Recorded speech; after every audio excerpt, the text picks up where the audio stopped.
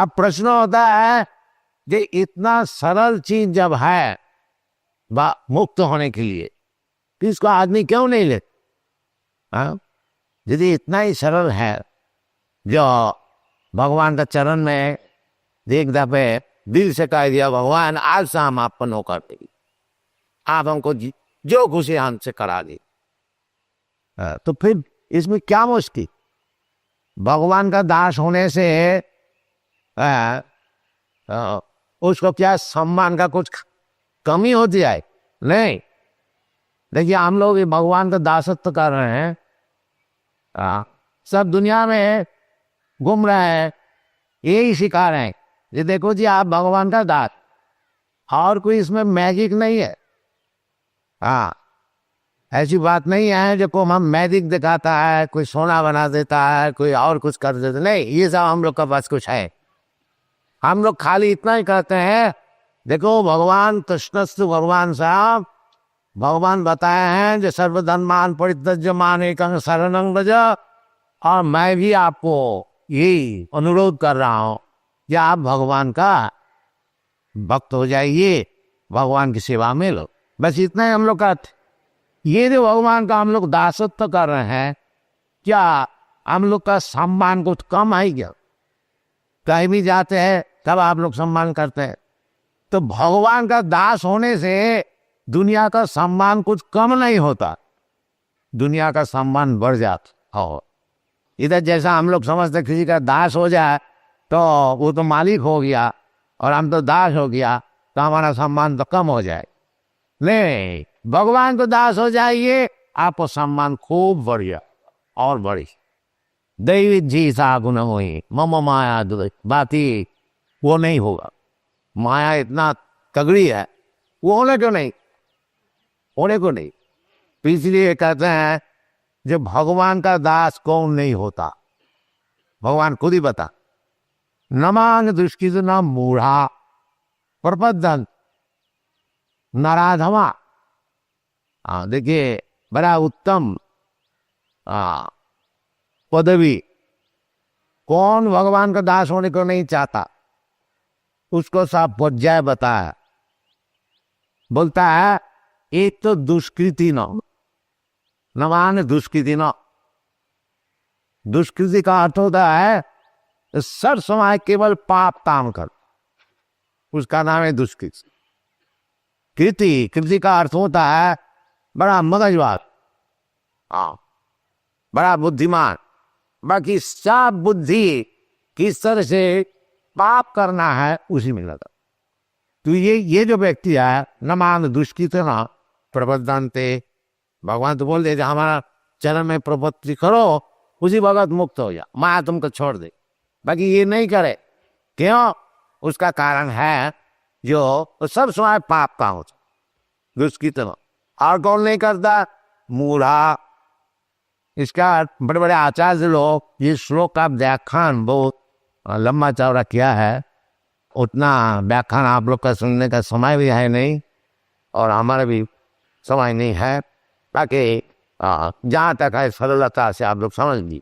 तो दुष्कृति का अर्थ होता है तो सब समय पाप काम में लिप्त बैठ। और एक मूढ़ा, मूढ़ा का अर्थ होता है गधा। गधा क्यों क्या कहा जाता है? गधा की बुद्धि कम हो, वो दिन भर परिश्रम करता है, धोबी का कपड़ा अपना पीठ में लाद देता है, चल भी नहीं सकता, इतना कपड़ा लेता, बाकी उनको मिलता क्या ना एक मुट्ठी घास। तो गधा की इतनी बुद्धि है नहीं, जब घास तो कहीं भी जाए मिल जाए। ये गधा का, ये धोबी के लिए मैं कहता इतना परिश्रम क्यों करता, ये बुद्धि उनकी है। वो समझता धोबी हमको खाने को देता है, एक मुट्ठी घास ये हमको धोबी दे। अतः जितना 2 टन कपड़ा हमारा ऊपर जो लाद देता है, ये हमको बहन करना चाहिए, इसका नाम है गधा। तो साधारण कर्मी लोग है, रात दिन परिश्रम करते, सब पैसा खूब कमाता है, बाकी दूसरे के लिए, वो जैसा धोबी वो खाता है 2 रोज बस। ऐसी बात नहीं है कि 2 लाख रुपया आज हमने कमाया है तो हम आज सोना का रोटी बना कर, अरे सोना का रोटी नहीं खाया जाए तो रोटी खाए, हाँ गेहूं का रोटी खाने का। तो ये बुद्धि होनी चाहिए जो हमको जब भगवान की कृपा से 2 रोटी मिल जाते हैं तो इतना क्यों हम परिश्रम कर। हाँ और थोड़ा बहुत गृहस्थी के लिए हमको जो कुछ मिल जाता है उसी में संतोष करते, बाकी समय भगवान की चर्चा क्यों नहीं, ये बुद्धि नहीं उनको खुले। हाँ उनको समय है, ये देखिए सवेरे इधर होता है, हाँ बाकी आदमी तो समय होता नहीं खाने के लिए। हाँ तो सब समय होता है, बाकी भगवान की कथा सुनने के लिए समय है। इसको शास्त्र में कहा है मूढ़ा। जो असल चीज है मनुष्य जीवन का जो काम है, जो अपने को समझना, भगवान को समझना, भगवान से हमारा संपर्क क्या है, ये सब चीज समझना, अर्थात ब्रह्म जिज्ञासा, ये मनुष्य जीवन का काम है। भाई इसको सब छोड़ दिया है, केवल गदाधे से परिश्रम करते हैं और उसका फल क्या मिलता है, बैठ दो रोटी। मूढ़ा नमां कुर्वन्ते दुष्कृतिना मूढ़ा। हाँ और कौन है, नमांग दुष्कृतिना मूढ़ा प्रपद्यन्ते नराधमा। और नाराज हो, नाराज हूं का अर्थ होता है नर का अर्थ होता है मनुष्य, वो सबसे नीच जो, क्यों नहीं मनुष्य जीवन है भगवत भजन करने के लिए, बाकी उसको हम छोड़ दिया और सब काम में बस, और सब काम में खो हमारा उत्साह है। और भगवत भक्ति करने के लिए, भगवान को समझने के लिए हमारा टाइम भी, इसीलिए नराधम जो मनुष्य शरीर उसको मिला, उसका और एक कहा जाता है कृपण। एतद विदित्या जब प्रयाति सा ब्राह्मण, एतद अविदित्या जब प्रयाति सा कृपण। जो मनुष्य शरीर जो हमको मिला, इसको उपयुक्त भाव से इसको व्यवहार करके इसमें जो फल लाभ होता है, अर्थ लाभ होता है, भगवान को प्राप्त हो सकता है, उसको होना चाहिए, बाकी वो नहीं करते, इसलिए कहते हैं नराधम। और एक क्लास है उसको बताया गया माया अपहृत ज्ञान।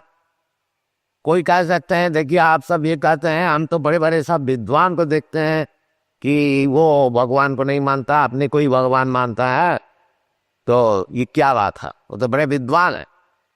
तो भगवान उसको बताते हैं जो विद्वान तो है, बाकी उसको ज्ञान जो असल जो ज्ञान विद्या लाभ करके जो ज्ञान होता है वो माया छीन लिया। माया अपहृत, जैसे आपके पास कोई वैल्यूबल कोई कीमती चीज है, हीरा, आप समझे हुए बैठे हैं कि हमारा घर में हीरा है और उसको ताला लगा के हम आए हैं, निश्चित है, निश्चिंत है। बाकी घर में अगर जाते देखते हैं जो हीरा कोई चोरी करके ले गया। हाँ इसी प्रकार ये तथाकथित जो विद्वान सब होते हैं, बाकी भगवान को नहीं समझता, उसको विद्वान नहीं कहा जाता। विद्या का अर्थ होता है आदमी में जाकर के जो भगवान को समझाए, वो विद्वान है। बहुनाम ज्ञानवान अंते, बहुनाम जन्मनाम अंते ज्ञानवान मान प्रबद्धते। ये जो प्रपत्ति ये कौन कर सकता है, अनेक जन्म का तपस्या करके जब पूर्ण ज्ञान उसको लाभ होगा तभी भगवान ने प्रपत्ति कर सकता है। वासुदेव सर्वमिति स महात्मा सुदुर्लभ। तो ये जो तथाकथित ज्ञान है, MA PhD सब होते हैं, बाकी भगवान को नहीं समझ, भगवान को उड़ा देने की। बड़े बड़े साहब विद्वान भगवत गीता का ऊपर टिप्पणी लिखते हैं, उसका विचार है जो कृष्ण को उड़ा, बस हम कृष्ण है, हम भगवान। इसलिए कहते हैं अपहृत ज्ञान, माया उसका जो ज्ञान है वो छीन लिया ये सब व्यक्ति। तो ये सब क्यों होता है, जो महापाप करते हैं और मूढ़ा होते हैं, नराधम होते हैं, और माया के द्वारा ज्ञान क्या है उसको छीन लिया जाता है। ये सब क्यों होता? तो भगवान इसको भी जवाब देते हैं, आसुरी भाव मासिता, क्योंकि वो आसुरिक भाव को ग्रहण किया। आसुरिक भाव क्या है? जो एथी, भगवान को नहीं मान। भगवान क्या?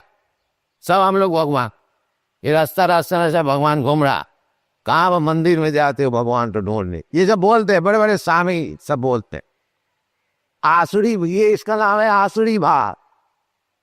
दो भाव है, आसुरी भाव और देव भाव। आसुरी दैववत, तो जो भगवान के भक्त होते हैं वो देवता, देव भाव, और जो भगवान का भक्त नहीं है, भगवान को नहीं मानते, वो आसुरी।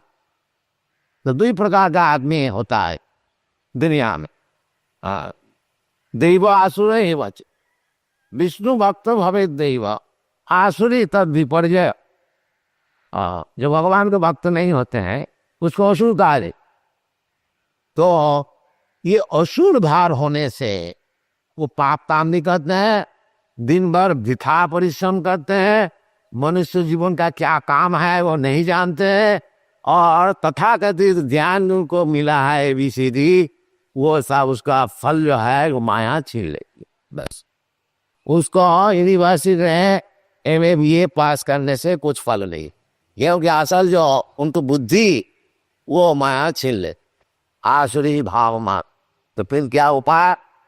कोई भगवान ऐसी व्यक्ति तो हम लोग देख रहे हैं दुनिया में बड़ी हुई है, फिर भगवत भजन करेगा कौन?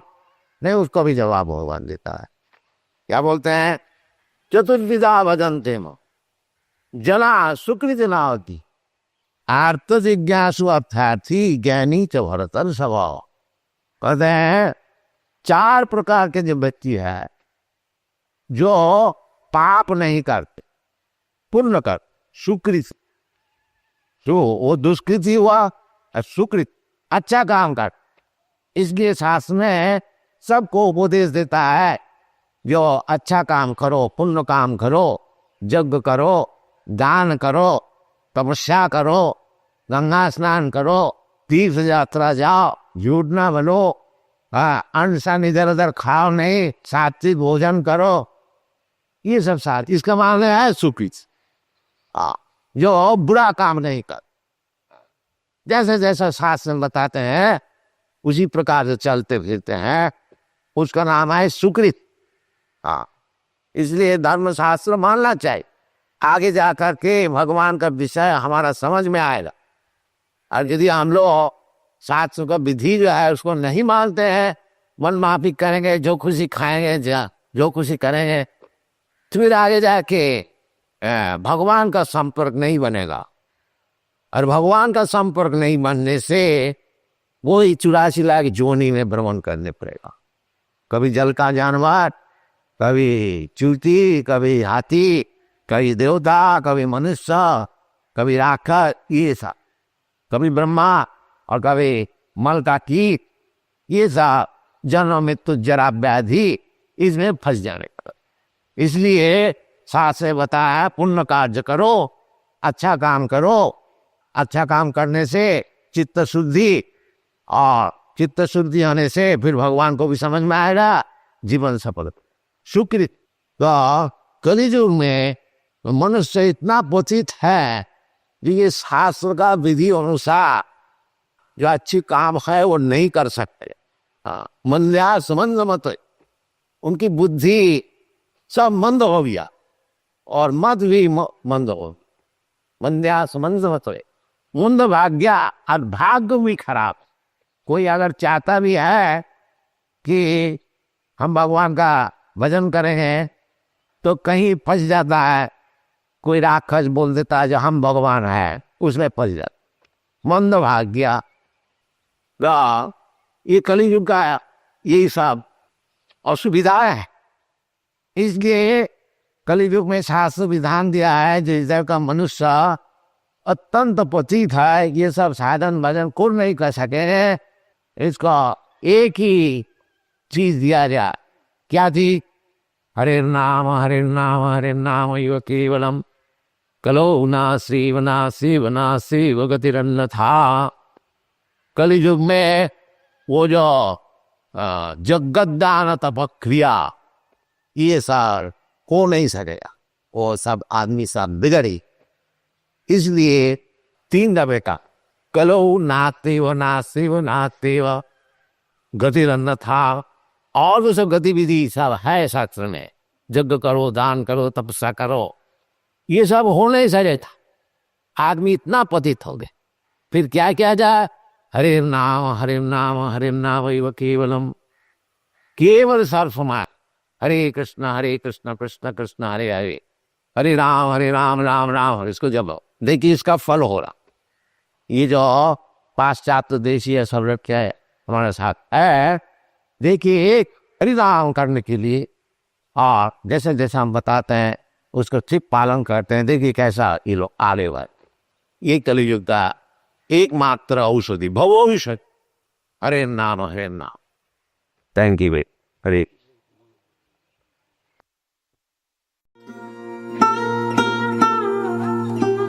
Tava kripa hale mor katha shuda habe shuniha sabara shoka duka je guji bhe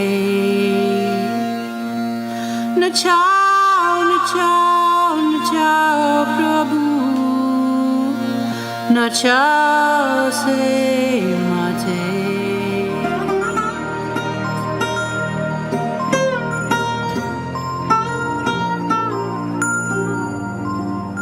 Bhakti Vedanta Nam Ebe Sartha Karo Bhakti Vedanta Nam Ebe Sartha Karo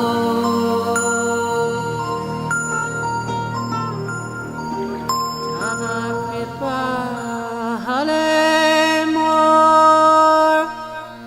mor katha shuda habe shuniha sabara shoka duka je guji bhe na chao prabhu na chao se mate